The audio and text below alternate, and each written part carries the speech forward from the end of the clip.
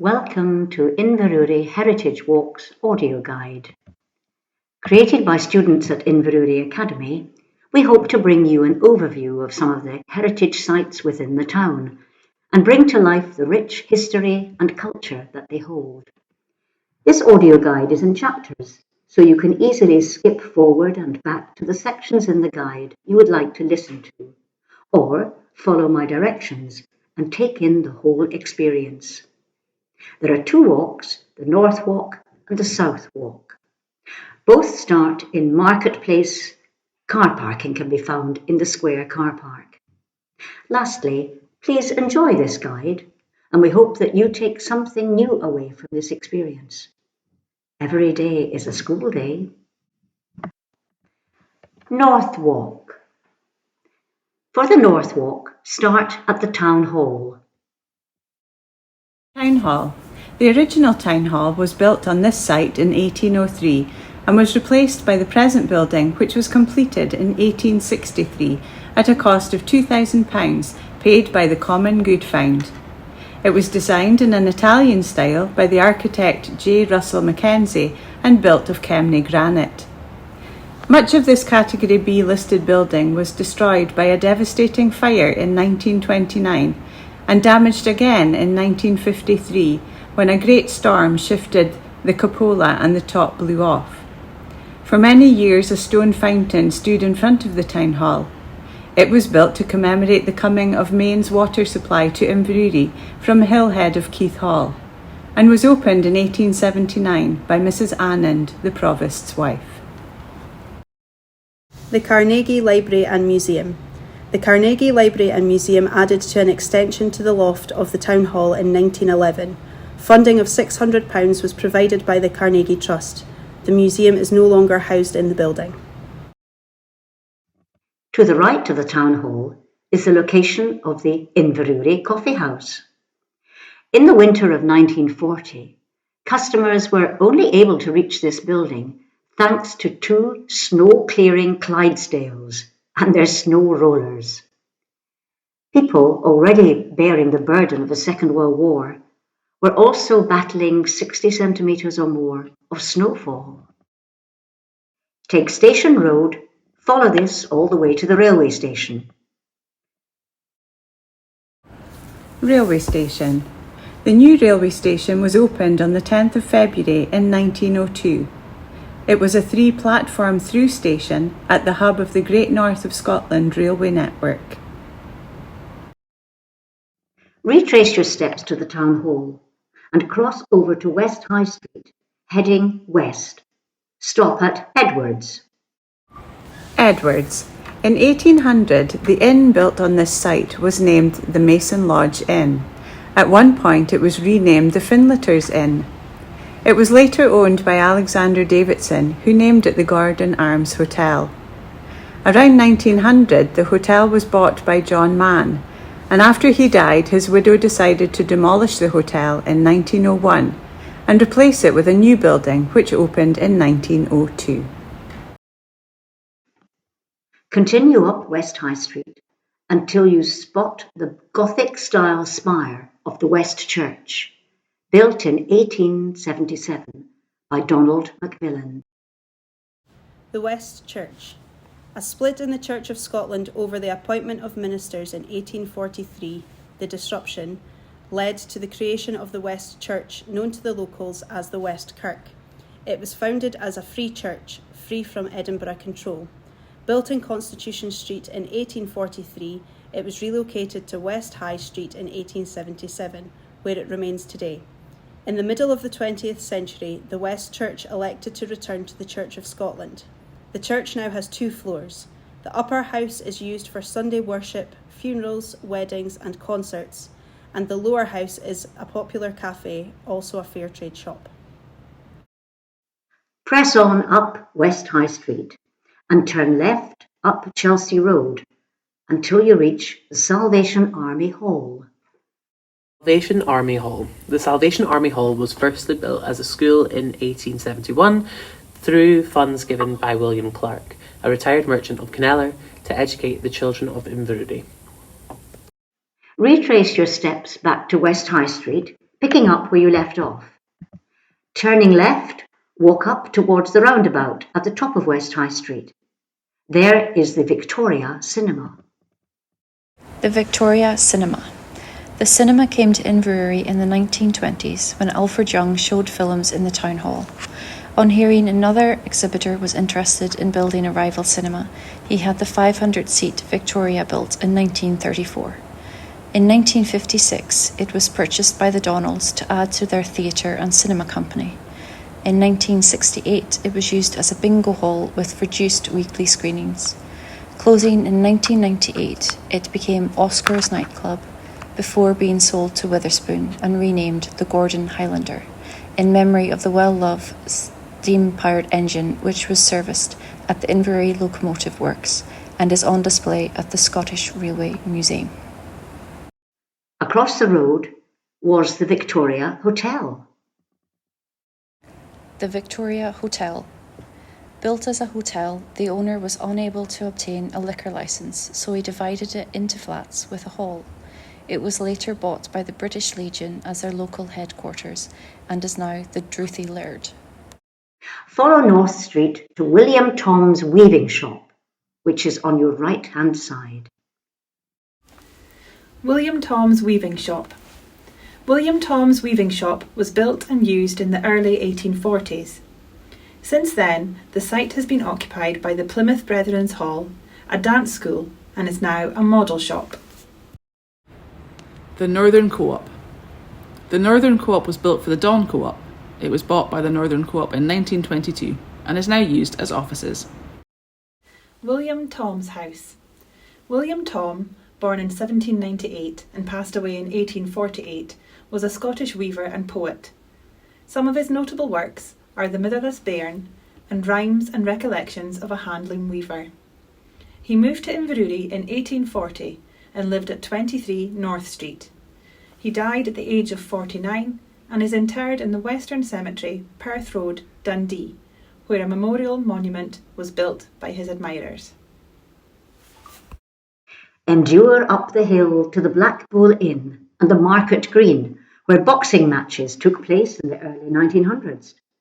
One well-known boxer was called the Killing House. The Blackpool Inn. The Blackpool Inn hostelry was built in the 19th century and the business was run by 4 generations of the Crichie family. At that time, the Market Green, which is opposite from the inn, was usually used as a venue for fairs, regular livestock sales and the twice-yearly Fian markets where farm workers were hired. The Market Green. At the marketplace, markets were held during the months of winter, but from spring to autumn were held at the Market Green, where there were permanent wooden stalls and greater space for trading cattle and horses. Commercial Hotel. The Commercial Hotel was established in the 19th century and was commonly a meeting place for cattle drovers at a time when Inverurie was an important centre of the cattle trade in the Shire. The inn provided things like food, refreshments, accommodation, and also stabling for the horses. After exploring this area, there is only one more stop on North Street. Cross Priory Park and make a stop at the Roman Catholic Church. The Roman Catholic Church. Between 1848 and 1850, a young priest at the Leslie's Chapel on the Fetinier estate and Colonel Leslie set about raising funds for building a chapel in Inverurie. Our Lady of the Immaculate Conception was blessed and opened for divine service on the 1st of August 1852 by the Bishop, the Right Reverend Dr. Kyle. Look out for its 3 tall windows. To visit the Brandsbutt Stone, follow the next instructions and then return to this location. At the top of North Street, turn left at the roundabout, continuing up Burramuir Drive. Turn right in Gordon Road and then left onto Gordon Terrace. There you will find Brandsbutt Stone. Brandsbutt Stone. Brandsbutt Stone is a Class 1 Pictish symbol stone with Ogham writing and the symbols. It was broken up by a farmer in the 19th century, but the fragments were recovered from a nearby dike and rebuilt. There is a crescent and a V-rod above the serpent and a Z-rod, and to the left the Ogham inscription reads Iratado Arins, which is believed to translate into Ethernan or Adrian. Returning to North Street, continue south until you reach Mortimer's Lane. Turn left, head south on Harlow Road. Turn left at the Local Works Road. There you will find the Geary Heritage Centre. Locomotive Works. The Locomotive Works was built in 1902 by the Great North of Scotland Railway Company as building and repair workshops. 4 workshops were built, along with an office block and houses for the workers in King Street, Queen Street and Princes Street. This area became known as the Colony because a lot of townspeople referred to all the new workers in Inverurie who were being housed here as the colonists. The housing on Harlaw Road was for the supervisors and foremen, gaffers.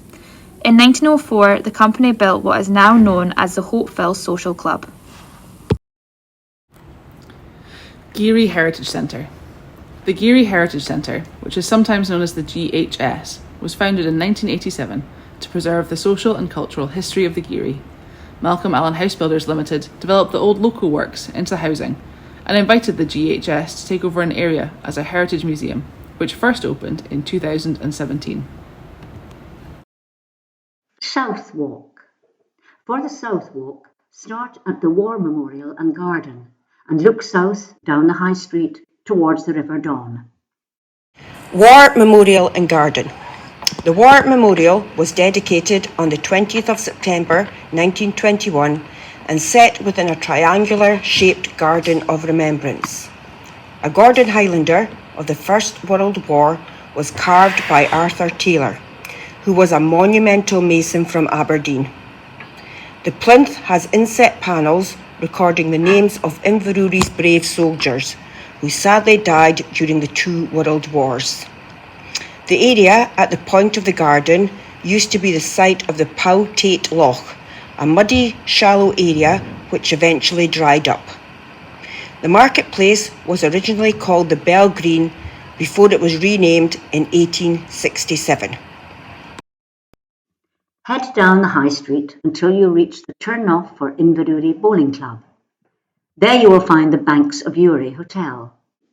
Behind these buildings used to be where the old station was located. Former Marketplace School. The proposal by the council to build a new school was mooted around 1860, and it was built just off Marketplace circa 1863. Originally 1 large and 2 small classrooms, it was added to over the years, but was closed and replaced by a new school at Ury Side in October 2017 and demolished in 2020. Banks of Ury Hotel. The Ury Hotel was the site of a coaching inn since the late 1700s and was later rebuilt and became the Banks of Ury. A little further along, on the same side of the road, is the Masonic Hall. Masonic Hall, St Anthony's Lodge. The Masonic Hall was built in 1881 and has a stone set in the north wall with the earliest Christian cross carved into it, likely dating back to the 8th century. The significance of the stone is uncertain, as it is recorded as being a memento taken from a small chapel at the foot of Cunning Hill Road, where Lodge St Anthony 154 met for 5 years after its founding in 1784. The Right Worship Master's throne was made from a tree felled when a path was dug between 2 bass mounds. Maintain walking down the left of the High Street. Pressing on a little further is the Gospel Hall. Inverurie Gospel Hall. The Gospel Hall was originally built as a Wesleyan church, and in 1928 it became a meeting place for the Christian Brethren. A date stone from 1819 was taken from the original chapel in Jackson Street and placed within the south wall. Subsequently, further down the High Street, you will reach the imposing St Andrew's Church on your right-hand side. St Andrew's Church. The original church in the parish of Inverurie. The present building was opened on the 14th of August 1842 and was on the site of an older church built in 1775. The first public clock in Inverurie was on the gable end facing the street. The present clock is a replacement brought from the Ballata Kirk for £25. The Tolbooth and courtrooms. In 1642, on the site of 81 High Street, was a Tolbooth and courtrooms. These services were replaced when the town hall was built in the marketplace in 1803. Continuing on the right-hand side of High Street, walking south, you will come across an original centre of Inverurie, the Kintore Arms Hotel. Kintore Arms Hotel, the KA. The hotel was built in 1854 when the railway came to Inverurie. The road opposite is Old Station Road, as the original station was at the far end. The central Doric porch, which is a Grecian style, of the hotel is topped with the arms of the Earl of Kintore, who had a coach house diagonally opposite it. At one time, the town cross stood in front of the hotel. Looking south and crossing over to the left-hand side of the High Street, but keeping roadside, you'll come across 100 High Street. Look out for the door with the hanging lantern. 100 High Street. Situated at 100 High Street is one of the oldest buildings in Inverurie, built circa 1770. Following the road south, cross over Beverley Road, and just ahead, on your left, before you reach the traffic lights, is St Mary's Episcopal Church. St Mary's Episcopal Church. The church was built in 1842. To the right of the church stood a church school from 1853. It closed between the first two world wars after pupils transferred to other local schools. Crossing over Commercial Road, continue down Kirkland Terrace. Before you go under the bridge, look to your right-hand side. This is the site of the Battle of Inverurie. This took place in December 1745, when the Jacobite army attacked the Hanoverian forces at dawn, catching the government forces by surprise. The Jacobites, however, were ultimately defeated at the Battle of Culloden just 4 months later. The Battle of Inverurie. This took place on the 23rd of December in 1745 and was one of the last battles fought on British soil. The battle between the Hanoverian forces loyal to the Crown and the Jacobite supporters of Bonnie Prince Charlie lasted only 20 minutes. An interpretation board on the riverside gives information on the battle. However, let's forge ahead. Walk under the bridge until you arrive at the site of the Inverurie Cemetery. The Old Cemetary. Left of the entrance gates is the original kirkyard, with the remains of the first parish church. The church dates back to the 9th century. The area flooded frequently, so the church was moved in 1775 to its present position in the High Street. 4 Pictish symbol stones dating from between 400 and 900 AD are situated between the Bass Mounds. The carvings include a serpent, mirror case, crescent with a double pin on one stone, and double disc on another. On the back of the upright stone is a carving, unique in its style, depicting a horse, known as the Inverurie horse. This horse has been replicated on the flower basket brackets throughout the town.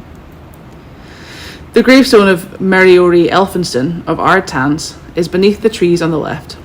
She fell into a deep trance and was thought to be dead. However, when a gravedigger cut her finger to remove a valuable ring shortly after her burial, she was said to have risen from her coffin, apparently alive. Unfortunately, the gravestone cannot be read clearly due to weathering. The long stone near the River Ury is a relic of body snatching days, when bodies were bought for dissection by the University of Aberdeen. The stone, known as a mort-safe stone, was lowered on top of the coffin by a block and tackle and left for several days, so that the body would not be suitable for dissection. The Northern Co-op. The Bass. The Bass is composed of gravel and silt and was formed by the rivers flowing from melting ice fields during the Ice Age. A motte and bailey castle was built on top in the 12th century by David, Earl of Huntingdon, great-great-grandfather of Robert the Bruce, who became the first Earl of Geary. The mound was reshaped and cut in two during the 1800s, and the smaller mound is known as the Little Bass. The Stanners, the earliest site of habitation in Inverurie. where Bronze Age artefacts and a flint workshop have been found. The land has this name because of the stony nature of the ground. The townspeople gradually moved up to the glacial terraces of Inverurie's present position to avoid the frequent river floods. Tracing back your steps to the traffic lights, turn left until you reach the crossing at the Don Bridge. There, the Inverurie Curling Club played their first game on the frozen ice on the 25th of February 1902.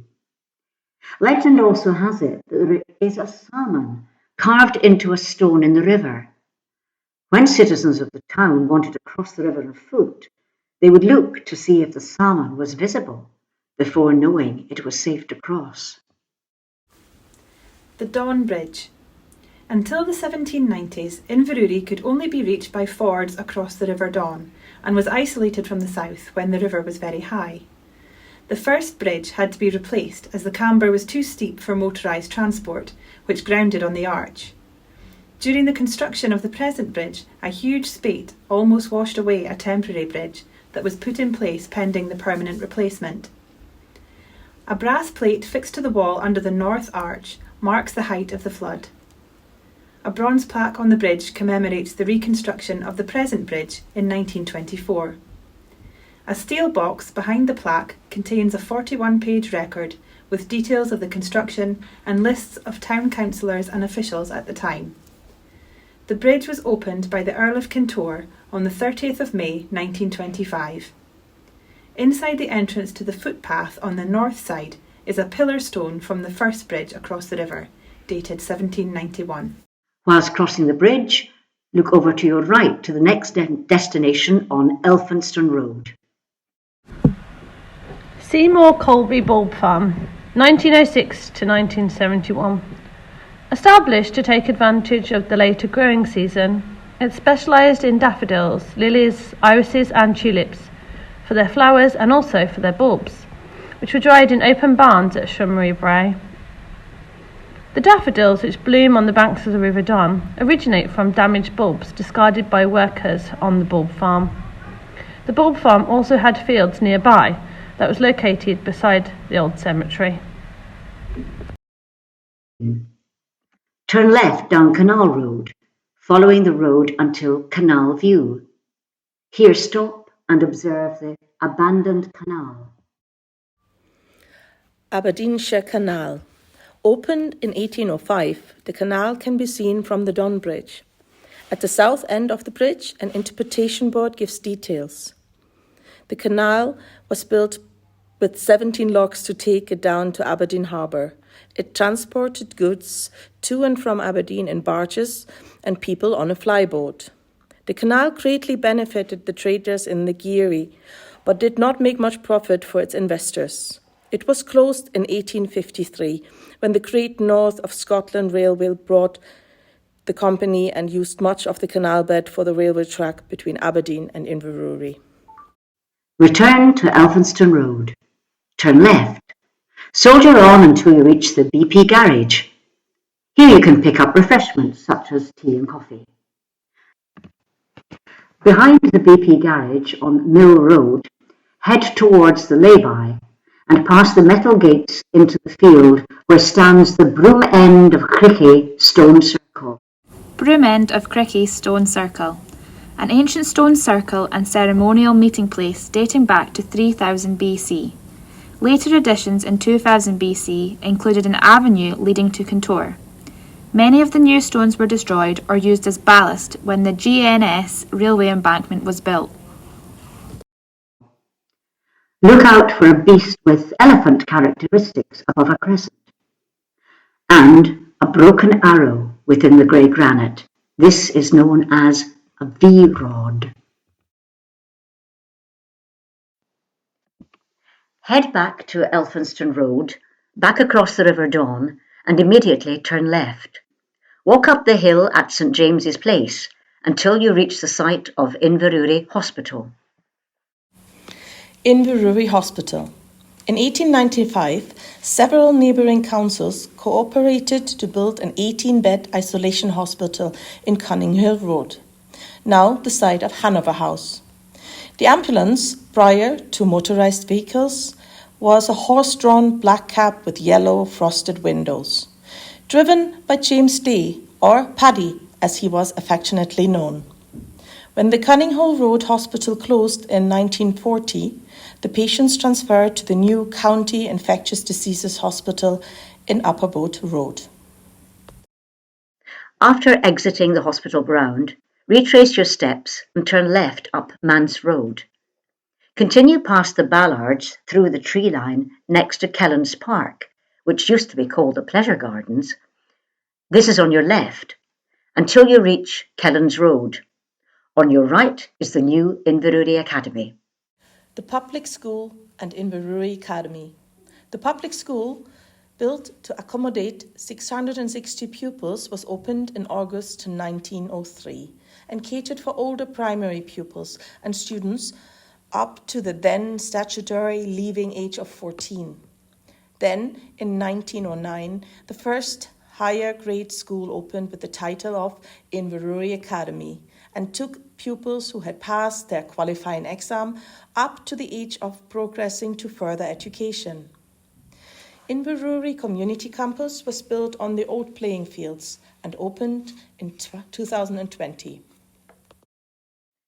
Well done for reaching the end of this audio guide.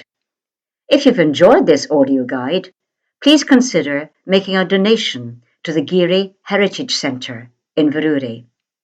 The link is in the description.